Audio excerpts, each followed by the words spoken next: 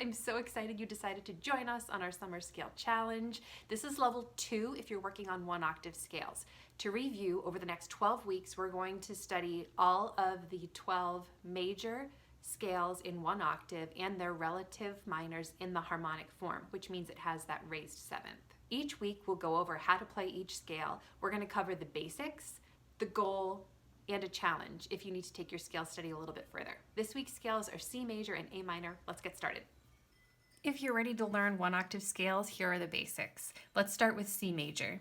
The formula for a major scale is once you start on the first note, you are going to move whole step, half step, whole, half.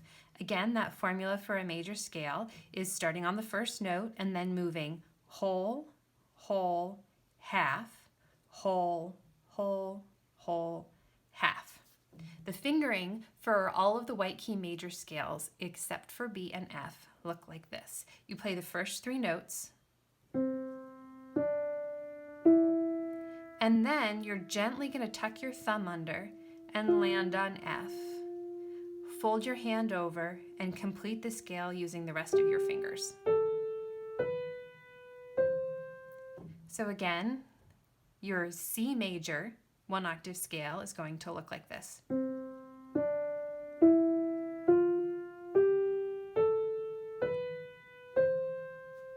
Your left hand C major 1-octave scale is going to start on finger 5 and play all the way up your hand, and like your right hand did, it's going to cross onto finger 3.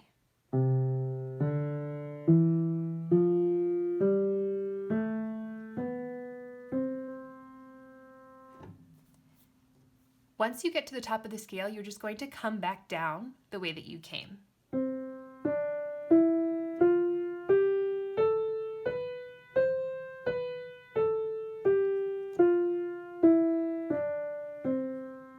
In your left hand, it looks like this.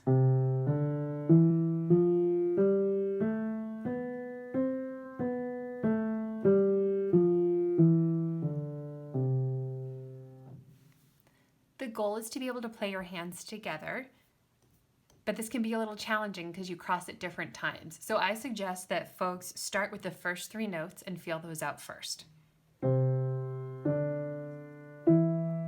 It's okay if that takes a little brain power, a little coordination. Take your time, sink into each note, and feel your hand weight at the bottom of each key.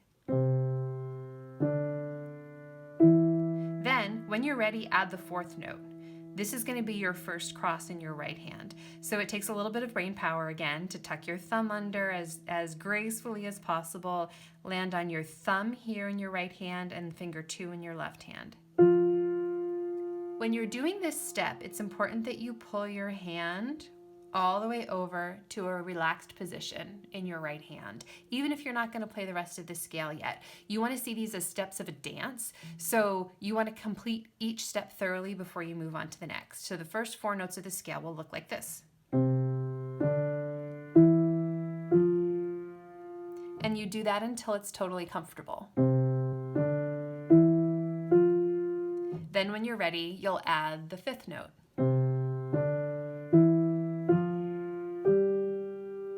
You've run out of fingers in your left hand, right? So if you were to continue to the 6th note, you're going to practice your next cross. This will include both crosses in both hands, and by this point, most of the work will be done.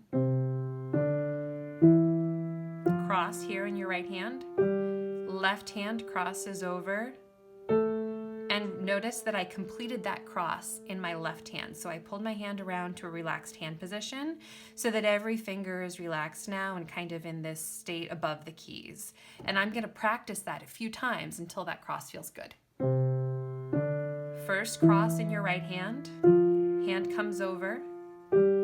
Left hand crosses and is relaxed. Once you're ready, you can complete the scale all the way up to C. I highly suggest that you do this process coming down too. Don't skip any steps because descending scales are actually harder than ascending scales. So each time you practice your descending scale, start from the top and come down instead of starting from the bottom and going up and then down. Micromanage your hands and teach them like they're little children, and they'll get it much, much easier. Here's the challenge for you. If you already know your C major scale, try it in different ways. Go for speed. Try putting accents on different notes. You could try playing them in a lilting style. And then the opposite way. That's going to be really good to even out your tone and to help you play a little bit faster later on. Okay, so now let's dig into A minor. If we want to build a minor scale on A, okay, so let's dig into A minor. Here's your formula for a natural minor scale. Whole step, half step, whole step, whole step, half step, whole step. So the A natural minor scale will look like this.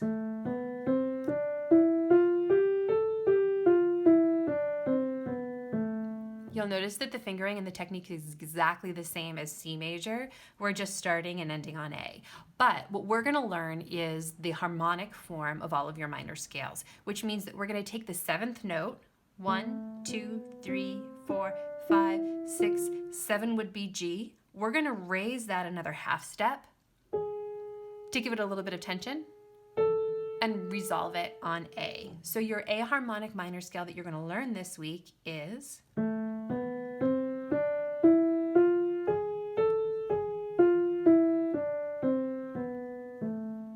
It might be useful if you move your fingers up into the keys while you start to approach that G sharp so that you avoid this last minute reach.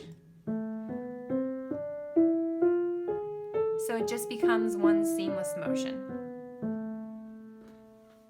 The goal is to play your hands together.